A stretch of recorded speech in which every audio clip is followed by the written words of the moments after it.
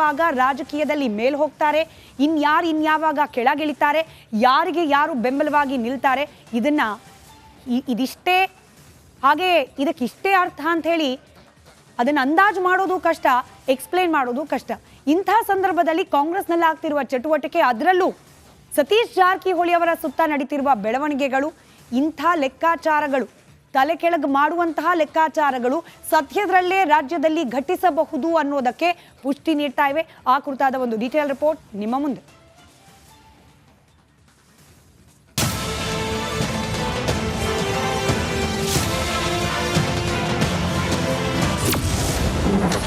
ಕಾಂಗ್ರೆಸ್ನಲ್ಲಿ ರಹಸ್ಯ meeting, BJP ಜೊತೆ ಟಾಕಿಂಗ್. ಮುಂದಿನ ಸರ್ಕಾರಕ್ಕೆ ಸತೀಶ್ ಜಾರಕಿಹೊಳಿ ಆಗ್ತಾರಾ ಕೀ? ಸತೀಶ್ ಜಾರಕಿಹೊಳಿ ಕಾಂಗ್ರೆಸ್ನಲ್ಲಿ ಈಗ ಹೆಚ್ಚು ಅಲ್ಚಲ್ ಎಬ್ಬಿಸ್ತಾ ಇರುವ ಹೆಸರು ಇದು. ಬೆಳಗಾವಿಯಲ್ಲೂ ಸತೀಶ್ ಜಾರಕಿಹೊಳಿ, ದಲಿತರ ರಹಸ್ಯ ಸಭೆಯಲ್ಲೂ ಸತೀಶ್ ಜಾರಕಿಹೊಳಿ, ದೆಹಲಿಯಲ್ಲೂ ಸತೀಶ್ ಜಾರಕಿಹೊಳಿ. ಹೌದು, ಮೊನ್ನೆವರೆಗೂ ತಾವಾಯ್ತು ತಮ್ಮ ಕೆಲಸವಾಯ್ತು ಅಂತಿದ್ದ ಸತೀಶ್ ಜಾರಕಿಹೊಳಿ ಸಡನ್ ಆಗಿ ಮುನ್ನೆಲೆಗೆ ಬರ್ತಿದ್ದಾರೆ. ಸಖತ್ ಆಕ್ಟಿವ್ ಆಗಿ ಓಡಾಡ್ತಿದ್ದಾರೆ. ಇದರ ಬೆನ್ನಲ್ಲೇ ಬೆಂಗಳೂರಿನ ಶಿವಾನಂದ ಸರ್ಕಲ್ ಬಳಿ ಇರುವ ಜಾರಕಿಹೊಳಿ ನಿವಾಸಕ್ಕೆ ಬಿಜೆಪಿ ರಾಜ್ಯಾಧ್ಯಕ್ಷ ಬಿವೈ ವಿಜಯೇಂದ್ರ ಭೇಟಿ ಕೊಟ್ಟಿದ್ದು ಸಾಕಷ್ಟು ಕುತೂಹಲಕ್ಕೆ ಕಾರಣವಾಯಿತು. 5 ನಿಮಿಷಗಳ ಕಾಲ ಉಭಯ ನಾಯಕರು ಪ್ರತ್ಯೇಕ ಸಭೆ ನಡೆಸಿದ್ರು. ಇದಾದ ಮೇಲೆ ಸಿದ್ದರಾಮಯ್ಯ ರಾಜೀನಾಮೆ ಕೊಡೋದೇ ಒಳ್ಳೆಯದು, ಯಾವುದೇ ಕ್ಷಣದಲ್ಲೂ ಸರ್ಕಾರ ಬೀಳಬಹುದು ಅಂತ ಬಿವೈ ವಿಜಯೇಂದ್ರ ಹೇಳಿದ್ರು.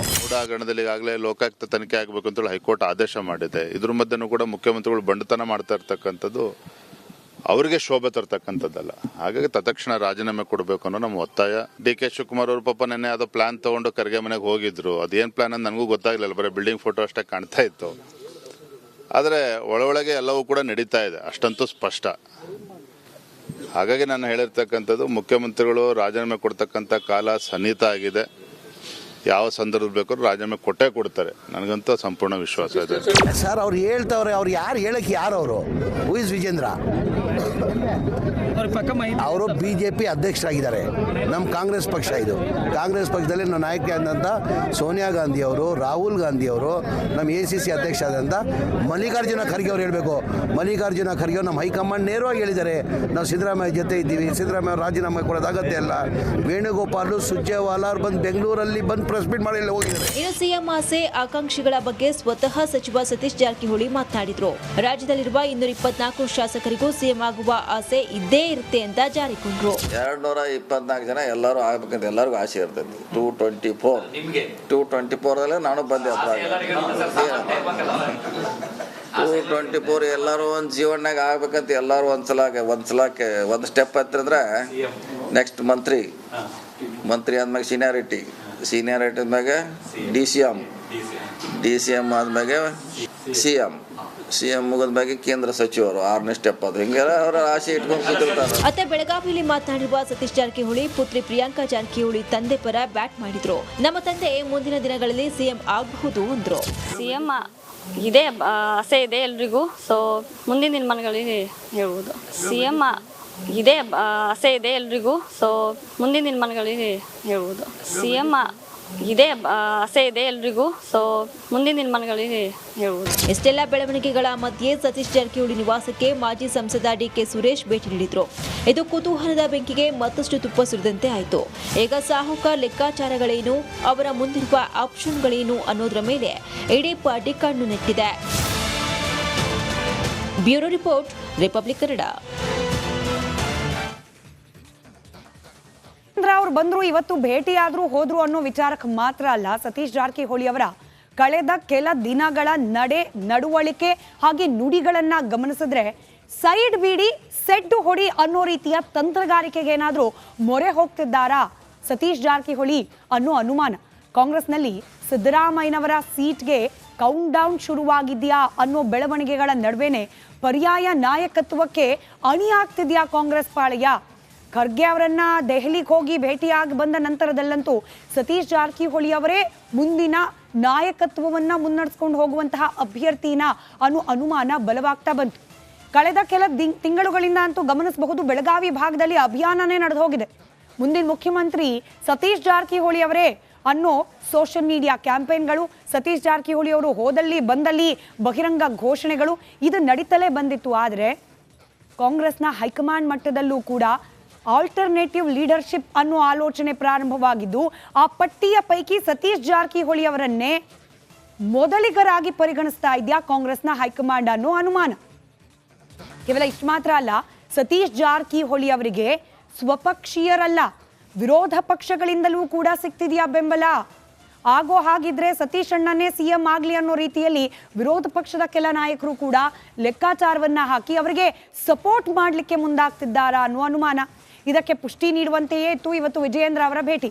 ಮೇಲ್ನೋಟಕ್ಕೆ ಅವರು ಕೊಟ್ಟ ಹೇಳಿಕೆ ಖಾಸಗಿ ವಿಚಾರಗಳು, ಅದರಲ್ಲೂ ಕೆಲ ಬೇರೆ ವಿಚಾರಗಳ ಬಗ್ಗೆ ಚರ್ಚೆ ಮಾಡೋಕಿತ್ತು, ಹೀಗಾಗಿ ಆದ ಭೇಟಿ, ಇದರಲ್ಲಿ ರಾಜಕೀಯ ತಂತ್ರಗಾರಿಕೆಗಳಿಲ್ಲ ಅನ್ನೋ ಹೇಳಿಕೆಯನ್ನ ಕೊಟ್ಟರು ಕೂಡ ರಾಜಕಾರಣಿಗಳ ಹೇಳಿಕೆಯನ್ನ ಅವ್ರು ಹೇಳಿದಷ್ಟೇ ಅರ್ಥ ಅನ್ನೋ ರೀತಿಯಲ್ಲಿ ಸೀಮಿತವಾಗಿ ನೋಡಲಿಕ್ಕೆ ಸಾಧ್ಯ ಇಲ್ಲ.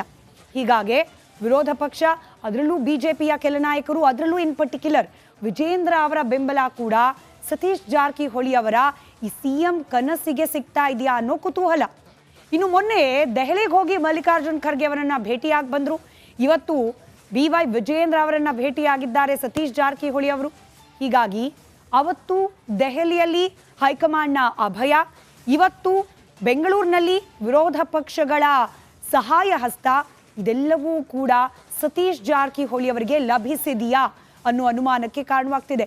ಏನಿಲ್ಲ ಅಂತಲೇ ಸತೀಶ್ ಜಾರಕಿಹೊಳಿ ಅವರ ಪರವಾಗಿ ನಡೀತಾ ಇರುವ ಈ ಮುಂದಿನ ಮುಖ್ಯಮಂತ್ರಿ ಅಭಿಯಾನ ಸೈಲೆಂಟ್ ಆಗಿ ಬಿರುಸನ್ನ ಪಡೆದುಕೊಳ್ತಾ ಸಾಗ್ತಾ ಇದೆ. ಹೋದಲ್ಲಿ ಬಂದಲ್ಲಿ ಸತೀಶ್ ಜಾರಕಿಹೊಳಿ ಅವರ ಪರವಾದ ಘೋಷಣೆಗಳು ಕೂಡ ಹೆಚ್ಚಾಗ್ತಾ ಇದೆ. ಇದೆಲ್ಲವನ್ನ ಗಮನಿಸಿದಾಗ ಸದ್ಯದಲ್ಲೇ ಉಳಿದೆಲ್ಲರನ್ನ ಸೆಡ್ಡು ಹೊಡೆದು ಸೈಲೆಂಟ್ ಆಗೇ ಸಿಎಂ ಕುರ್ಚಿ ಮೇಲೆ ಏರಿ ಕುಳಿತುಕೊಳ್ತಾರಾ ಬೆಳಗಾವಿಯ ಸಾಹುಕಾರ್ ಸತೀಶ್ ಜಾರಕಿಹೊಳಿ ಅನ್ನೋ ಅನುಮಾನ ಕಾಡ್ತಾ ಇದೆ. ಸಂಬಂಧಪಟ್ಟಂತೆ ವಿರೋಧ ಪಕ್ಷಗಳಿಂದಲೂ ಕೂಡ ಬೆಂಬಲ ಲಭ್ಯವಾಗ್ತಾ ಇದೆಯಾ ಸತೀಶ್ ಜಾರಕಿಹೊಳಿ ಅವರಿಗೆ? ಬೆಂಬಲ ಕೊಡೋದಾದ್ರೂ ಕೂಡ ರಾಜಕೀಯ ಲೆಕ್ಕಾಚಾರಗಳು ಇಲ್ದಲೇ ಈ ಬೆಂಬಲವನ್ನ ಕೊಡ್ಲಿಕ್ಕೆ ಸಾಧ್ಯವಾ? ಹೀಗೆಲ್ಲ ಒಂದಷ್ಟು ಅನುಮಾನ ಇದ್ದೇ ಇದೆ. ನಮಸ್ಕಾರ, ನೀವು ನೋಡ್ತಾ ಇದ್ದೀರಾ ಪಕ್ಕಾ ಪಾಲಿಟಿಕ್ಸ್. ನಾನು ಸ್ಮಿತಾ ರಂಗನಾಥ್. ಇಡೀ ದಿನದ ರಾಜಕೀಯ ವಿದ್ಯಮಾನಗಳ ಪೈಕಿ ಅತ್ಯಂತ ಸೆನ್ಸೇಷನಲ್ ಅನಿಸುವಂತಹ ಸುದ್ದಿಗಳನ್ನ ಮುಂದಿನ ಅರ್ಧ ಗಂಟೆಗಳ ಕಾಲ ನಿಮ್ಮ ಮುಂದೆ ಇಡ್ತಾ ಹೋಗ್ತೀವಿ. ಶುರು ಮಾಡೋಣ ಇವತ್ತಿನ ಪಕ್ಕಾ ಪಾಲಿಟಿಕ್ಸ್ ಅನ್ನ ರಾಜಕೀಯ ವಿದ್ಯಮಾನಗಳ ಪೈಕಿ ಅತಿ ದೊಡ್ಡ ಸುದ್ದಿಯ ಮೂಲಕ.